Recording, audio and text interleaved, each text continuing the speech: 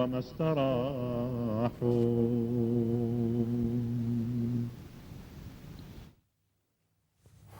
Assalamu alaikum warahmatullah. Alaikum salam. Where shall we begin today? Yes, back from there. Assalamu alaikum, Huzur. Wa alaikum salam warahmatullah wabarakatuh. I would like to know if a Muslim is allowed to put someone in a trial, like Allah put us in trial. Put the money In trial.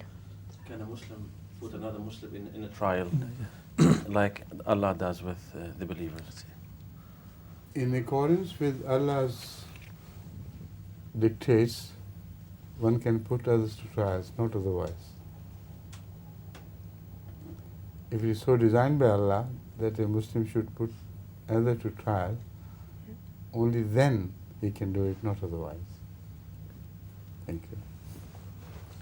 كان السؤال: هل يسمح لأي مسلم أن يضع أخاه المسلم في امتحان مثل الامتحانات أو الابتلاءات التي يمر بها الشخص المؤمن والتي يضعه فيها الله سبحانه وتعالى؟ يقول حضرة من المؤمنين: هنالك حالة وحيدة تعطي هذه الإمكانية لأي شخص مسلم ومؤمن، وهو إذا تقيد تماما بتعاليم المولى عز وجل، فهذه هي الإمكانية الوحيدة لذلك. In many similar cases, the trial is for both. Allah so wants to try a person with another person. And this is a mutual trial in which one is made instrumental. And the outcome of that is shared by both in the sight of Allah. So Allah watches this trial. So this situation is not specific. She has asked a general question. So I am answering this in generalities. If she had quoted a specific case, then I could have answered it more clearly. Thank you. يقول حضرة من المؤمنين: في الحقيقة الابتلاء في هذه الحالة يكون لكلا الطرفين، فالله سبحانه وتعالى يسلط شخص على شخص آخر كي يكون ذلك التسلط في صورة ابتلاء. فأجيب، يقول حضرته، أجيب على هذا السؤال بصفة عامة ولا بصفة دقيقة وخيصة. Where they stand up to trial or not. ويقول حضرته: وكلا الطرفين يراقبهما الله سبحانه وتعالى هل سينجحان في هذا الامتحان أم لا. ويقول حضرته أن السائلة لم تعطي مثال محدد بالضبط، فلذلك إجابتي تكون بصفة عامة وليس بصفة خاصة. My question is, if husband doesn't care for children and leaves everything for wife, even financial help, support and all rest that is involved in upbringing children, what is mother's duty? How to brought up children, or teach them to be careless like father is careless to them, or give them some other teaching regarding their responsibility to God Almighty? You understand this question? I can't. Do you? Yes. Huh? Yes, I They understand. speak the same language. Have you understood? A bit. I think they speak the same When language. you say a bit, it means something is missing. Do you understand? some degree, So tell me, again the some degree. If the husband is not paying attention to the children and the whole burden shifts to the wife, That's then right. what are the responsibilities of wife to bring about the children? How should she bring I about? mean, this is no question. That's what I understood. But if the burden is shifted on the wife, and the wife cares for the children, she would do whatever she can to bring up the children in the best possible manner. I mean, regarding that father, whether to teach Regarding children, that father, be the careless. Quran, according to the Quranic rule, that father should be compelled to discharge his responsibilities according to the Sharia. If not, in a country where the Islamic rule is practiced, there the court will punish such a person or compel him to discharge his responsibilities. But in the free world, anything can happen. You're talking of the outside world, aren't you? Or are you talking of things happening within a Muslim society? in Muslim family. Muslim family, Yeah. I'm not talking of Muslim family.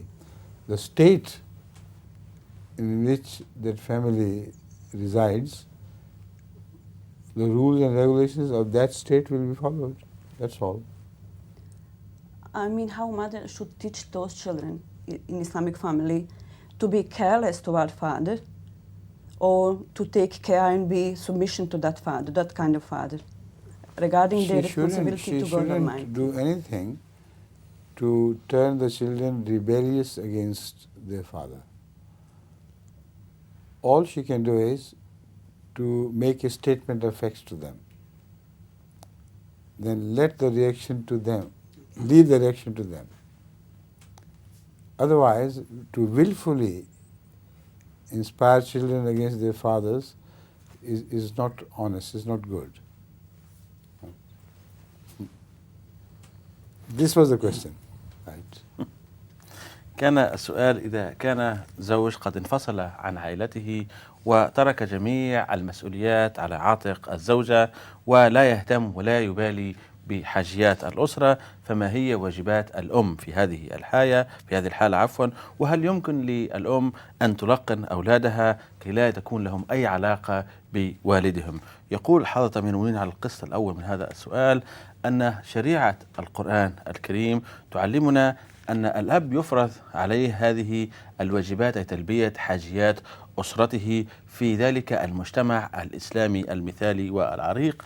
أما في المجتمعات الغير الإسلامية فأي شيء يمكن أن يحدث في هذه الحالة. ويقول حضرة المؤمنين يعني كإجابة على القسط الثاني يجب على الأم من ناحية النزاهة أن تعرض هذه الحقائق على أبنائها وتترك الخيار لهم إذا يريدوا أن تكون لهم يعني علاقة بوالدهم أم لا، ويجب عليها أن لا تسمم أفكارهم تجاه والدهم. This question from Ankara. Dr. Orhan Kutman asked two verses of the Holy Quran in one question. One is about Surah Ali Imran, verses 145, and second one is Surah Ma'idah 117. He said that Qad halat min qablihi rasul doesn't mean they have the translation is the surah is there have been prophets before him and they had all died, and he said that it doesn't mean that. Who says that? Dr. Orhan Kutman, who asked this question. You can tell him he's wrong. The word khala can be consulted from every Arabic lexicon. When it is used as such, without giving a very specific, building the specific circumstances of a person having left one place and gone to another. Whenever it is used single, without any further description about it, all dictionaries, without fail, give this meaning of death. You should bring about one dictionary which gives a contrary translation.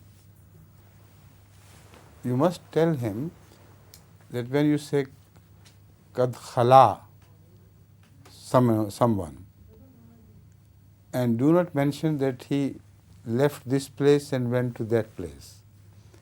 When you say Qad khala, the meaning is always death.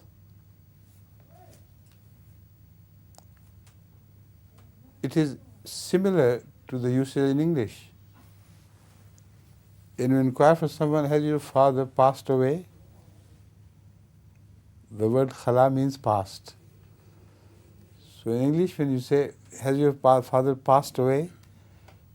No sane man would understand from this that he has passed away just from the side. It always means, has he died? So build this theme further with the help of this English translation. Then he will understand.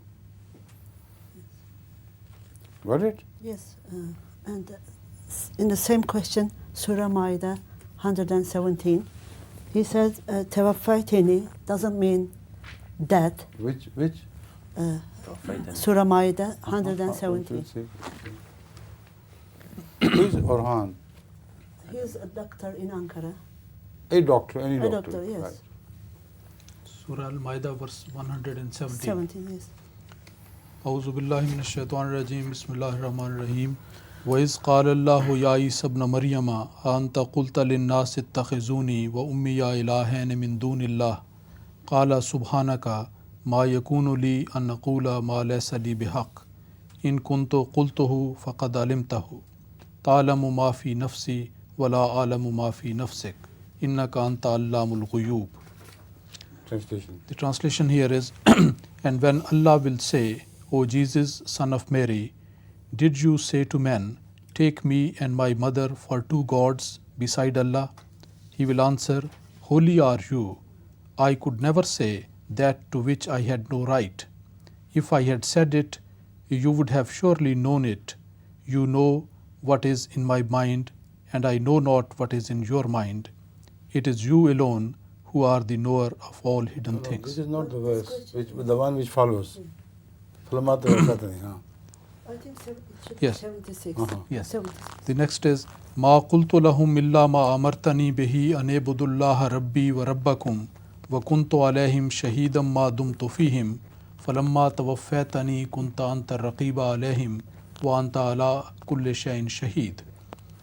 It translates, I said nothing to them except that which you commanded me. Worship Allah, my Lord and your Lord, and I was a witness over them as long as I remained among them. But since you caused me to die, you have been the watcher over them, and you are witness over all things. Now, when he says tawaffa here does not mean death, I'll not go into the grammatical detail. I'll only refer him to a hadith of Hazrat Sallallahu Alaihi Wasallam, which uses this verse. And the meaning of tawaffa here, with reference to that hadith, is impossible to be taken other than death. The hadith which I'm referring to says that on the day of judgment, when he will be standing on the Kausar distributing the water, he will see some so-called Sahaba being led away towards Jahannam. So he will say, Ashabi, O my Allah, they are my companions. Why are they being led away to Jahannam? So then he will be told that you do not know what they did after you. In response to that, Hazrat Sallallahu Alaihi Wasallam will say, Kuntu alayhim shaheedan, kama qala Abdul Saleh. Like Jesus had said before, Kuntu alayhim shaheedan ma dumtu fihim falamma tawaffaytani kuntu anta raqib alayhim. So here, if tawaffaytani is used by Rasulullah in the meaning of death, and it cannot be used in any other manner. He also refers to Jesus that he also used this word exactly in the same sense. Kama qala Abdul Saleh, like Jesus had said before, exactly like that, I will say that when you caused me to die, then I don't know what happened to them. Let him try his hand at it. This means that he is alleging that even Hazrat Muhammad Sallallahu Alaihi Wasallam did not know the meaning of tawaffa, while this doctor knows this. See? So if I answer him myself, he can tackle it maybe in his own way, but he cannot tackle with this quotation from hadith, which is very clear and very specific about the usage of this word, the meaning of this word. This hadith is taken from Bukhari Kitabul Anbiya. عن ابن عباس رضي الله تعالى عنهما قال قال رسول الله صلى الله عليه وسلم تشرون حفاة عراة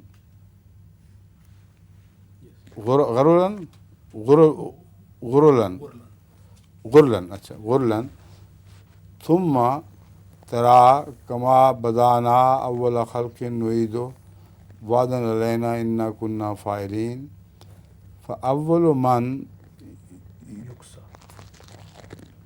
युक्सा से क्या बात है? कसा अव्वल में युक्सा इब्राहिम सुम्मा योखुज़ बिरजान. This is why I don't understand. Yuksa means to clothe somebody. Clothe, to give a garment. Yuksa from.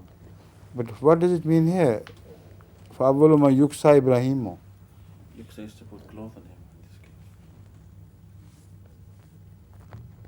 him in this case. This is why I didn't understand the word yuksa. It may have meant something else here, because this means everybody will be naked and the first man who will be clothed would be Ibrahim. This is what the hadith said, Uratan Hufatan. There's been no clothes and barefooted as well. Right, understand. أول من يكسى إبراهيم ثم يأخذ برجال من أصحابي ذات اليمين وذات الشمال فأقول أصحابي فيقال إنهم لم يزالوا مرتدين على أعقابهم منذ فارقتهم فأقول كما قال العبد الصالح عيسى بن مريم وكنت عليهم شهيدا ما دمت فيهم فلما توفيتني كنت أنت الرقيب عليهم وأنت على كل شيء شهيد إن تعذبهم فإنهم عبادك وإن تغفر لهم فإنك أنت العزيز الحكيم. This is the hadith which I referred. It's so clear that in answer to that I'll say, when you cause me to die, because no other translation is possible here. Ansalam could not have said, when you cause me to be lifted, like these people, arrogant of the true usage of the wafa, use this. So tell him to explain this hadith, or at least think over it. Bukhari किताबुल अंबिया बाब कौलुल्लाह क्या है वज़कुर fill किताब Maryam. سأل أحد الإخوة وهو دكتور من تركيا عن آية من سورة آل عمران الآية 145 وأخرى من سورة المائدة 117. وبالنسبة للآية الأولى يقول في الآية التي تقول قد خلت من قبله الرسل أن كلمة خلا هنا لا تعني أن الشخص المقصود هنا أنه غادر الحياة الدنيا. ويقول حضرة من المؤمنين يجب على هذا الشخص أن يراجع المبادئ الأساسية للغة العربية، وأيضا أن يراجع ويدرس المناجد العربية لما تستعمل هذه الكلمة. فهو يعني من ناحية إذا قلت عن شخص أنه خلا من هذا المكان إلى مكان آخر، أي أنه أفرغ هذا المكان وانتقل بمن معه وممتلكاته إلى مكان آخر. ولكن إذا يقال في اللغة العربية أن الشخص خلا فقط ولا يذكر ما مكانه الآخر والمكان الذي يعني خلا إليه، فالحالة الوحيدة هنا أنه انتقل إلى جوار المولى، إلى جوار الله سبحانه وتعالى، أي بعبارة أخرى توفي. وهذا ما تعلمناه من جميع المناجد العربية. ويقول حاتم المؤمنين إذن نحن نستدعي هذا الشخص كي يراجع هذه المناهج العربية ويذكر لنا عكس هذا. حتى في اللغة الإنجليزية يقول حضرة أمير المؤمنين أن الكلمة هنا خلا تذكر ب passed away، أي إذا تسأل على أي شخص عن والده وتقول هل والدك، يعني غادر باستعمال هذه الكلمة من ناحية السذاجة، معنى ذلك أنا هل يعني والدك مر بنا هكذا، ولكن من ناحية استعمالها في تلك الجملة وفي معناها الصحيح أنه غادر هذه الدنيا. أما بالنسبة للآية الثانية التي استفسر عنها من سورة المائدة، الآية 117، ويقول أن المصطلح هنالك والكلمة توفيتني لا تعني الموت. يقول حضرة أمير المؤمنين أنا لا أريد أن أدخل في خضم ومتاهات المصطلحات وقواعد اللغة، ولكن سأذكر على سبيل المثال حديث نبوي شريف قيل عن الرسول صلى الله عليه وسلم، وهو في الحقيقة يرسم لنا مشهد فريد من نوعه خلال يوم القيامة، وكيف أن الرسول صلى الله عليه وسلم سيكون يفرق مثل ذلك الساقي يفرق ذلك الماء على الناس قبل أن يحاسبوا، وإذا ببعض صحابة رسول الله صلى الله عليه وسلم يؤخذ بهم إلى جهنم، فينادي الرسول صلى الله عليه وسلم أصحابي أصحابي، فيخبر أنه يعني تخبره بعض الملائكة هنالك أنك يا رسول الله لا تعلم ماذا فعلوا بعد أن غادرتهم أو بعدك. فهذه يعني كإجابة الرسول صلى الله عليه وسلم في هذا الحديث الذي قرأه على مسامعنا حاضر بن المؤمنين. يقول الرسول صلى الله عليه وسلم سأجيب بنفس الإجابة التي أجاب بها العبد الصالح، وعرفنا من هو العبد الصالح لما قرأ الرسول صلى الله عليه وسلم هذه الآية، وهي وكنت عليهم شهيدا ما دمت فيهم ولما توفيتني كنت أنت الرقيب عليهم. فبعد أن ذكر الرسول صلى الله عليه وسلم هذه الآية فهمنا أن المقصود به هنا العبد الصالح هو المسيح عيسى ابن مريم عليه السلام. وبنفس الاستدلال إذا ربطنا كلا الحالتين يبدو أن التوفي هنا ليس له أي معنى آخر مما يقترحه هذا الدكتور التركي. وهنا السؤال الذي يطرح نفسه الرسول صلى الله عليه وسلم الذي أعطاه الله سبحانه وتعالى جوامع الكلم وأعطاه جميع معارف اللغة العربية، أساء فهم معنى التوفي، وهذا الدكتور التركي يعرف معنى التوفي أكثر من الرسول صلى الله عليه وسلم. فالشخص المسلم الغيور لا يستطيع أن يقبل مثل هذه التفاهات. ويعني نذكر لكم أن هذا الحديث النبوي الشريف هو في صحيح البخاري كتاب الأنبياء. Again, I should draw his attention to the fact that he has not produced an alternative meaning of this verse, which is binding on him. If he says this meaning is wrong, he should try his hand at making an alternative meaning of this verse, where the word tawaffa is used exactly according to my request, exactly according to the Arabic grammar. He must quote which grammar he is quoting and what would he mean, what he would understand by the word falamma tawaffatani.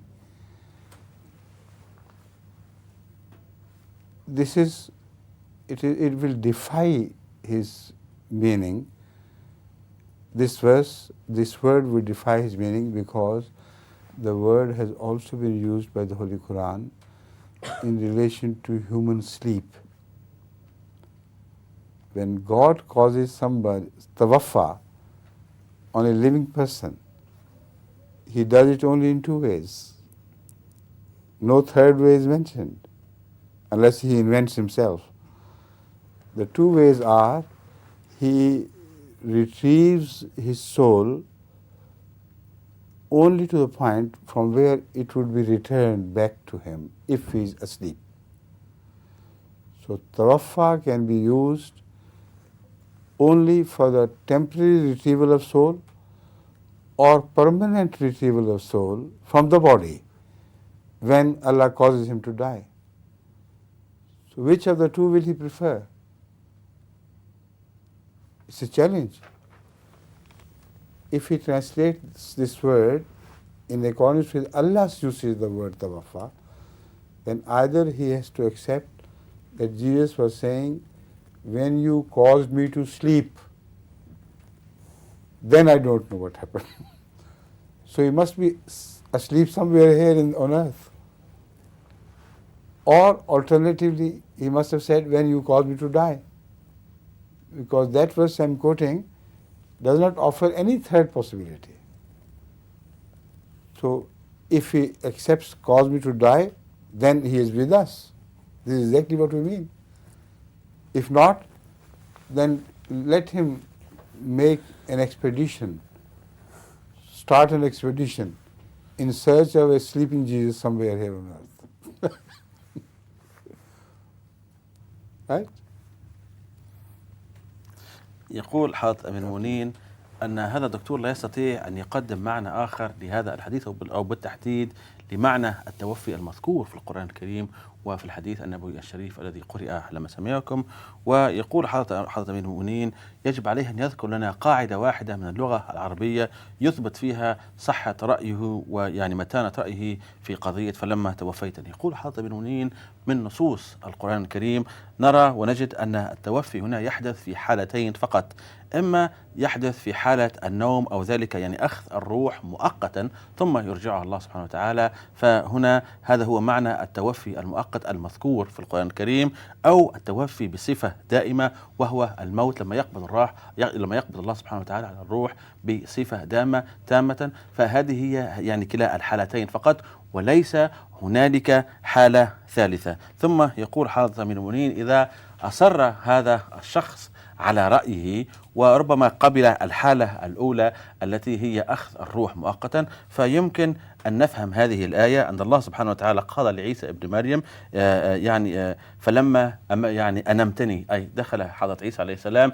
في حالة نوم ولم يأخذ الله سبحانه وتعالى روحه بهذه الصفة الدائمة التي تقترحها الجماعة الإسلامية الأحمدية. فمعنى هذا إذا يعني أصر هذا الشخص على رأيه هذا، معنى هذا أن السيد المسيح عليه السلام نائم في مكان ما في بقعة معينة على وجه الأرض، والجدير به أن يبعث بعض الناس كي يفتشوا عليه ويتعرفوا على المسيح، ربما هو في بعض الجزر أو مكان لا نعرفه.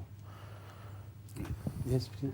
He says that in different surahs, In a different surah. yeah, tawafani, words tawafani is used for raf'ah or increase something or. What? Where? He mentioned this. He didn't. The word? What? Which word? Tawafani, tawafani, tawafaytani, tawafaytani is used for the meaning of Lifting the to body. lift. Yes, lifting. This is what I'm saying. Yes. Show me one verse. It's impossible. This is the verse, فَلَمَّا تَوَفَّتَنِي. And if this verse is to be translated according to the understanding of Ahmad Sallallahu Alaihi Wasallam, not according to his own understanding, it has to be translated when you cause me to die.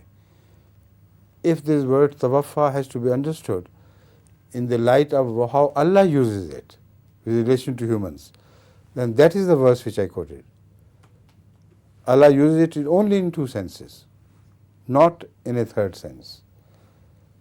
Either taking the soul away from the body, leaving the body behind, or causing someone to sleep. Lifting is not mentioned anywhere. You understand the point? He should concentrate on this and then try his luck at an alternative meaning, not otherwise.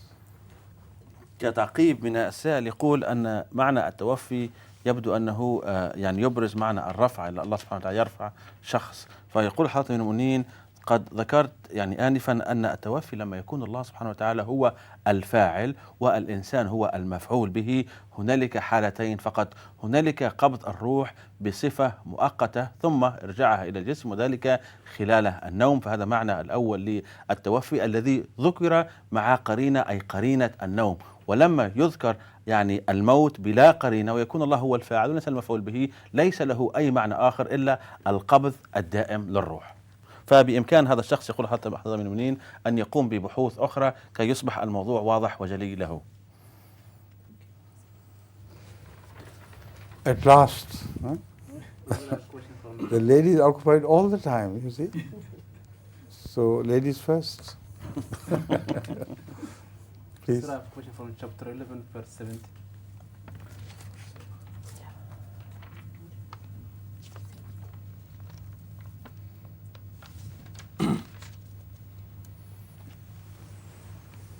Robin Dabat? Verse 70. 70. 70. 70.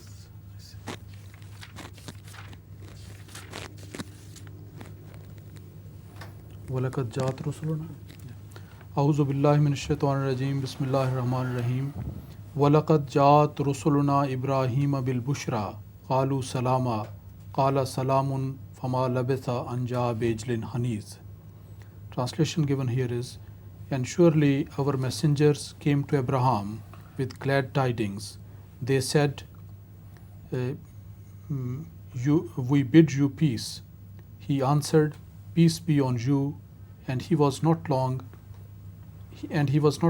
in bringing a roasted calf. Also, it is the prophets of Allah who carry the glad tidings and warnings to the people. But here the message is the other way around. Normal human beings are carrying message from Allah to prophets of Allah. Who told you this?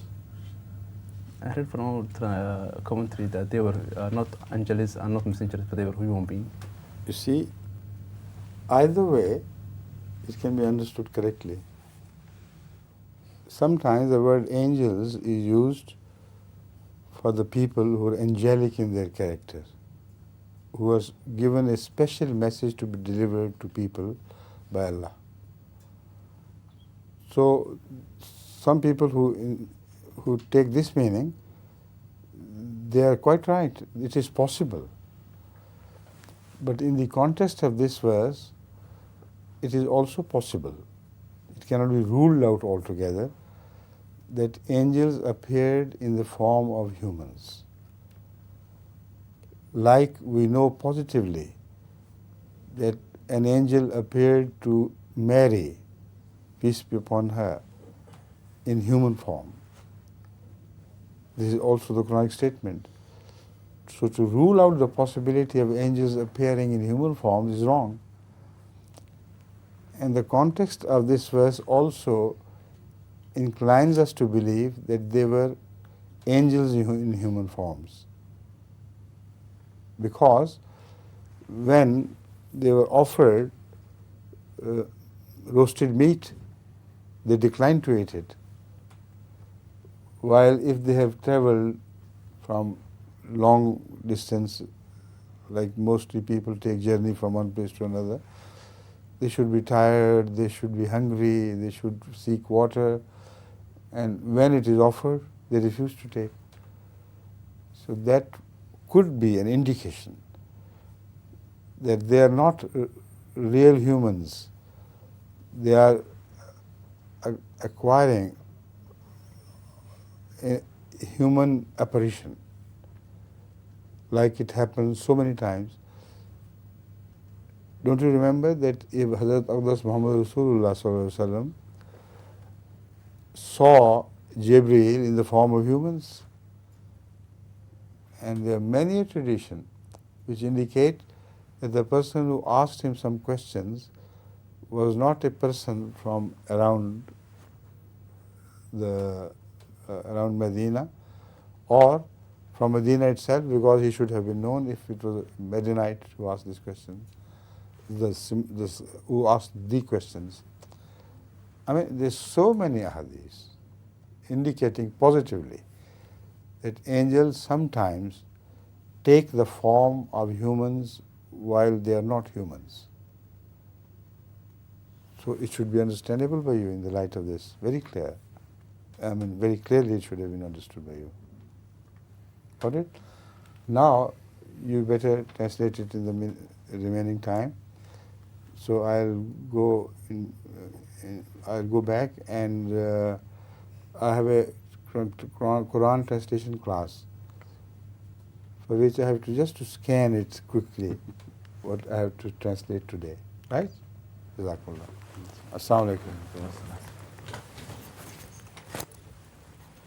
alaikum.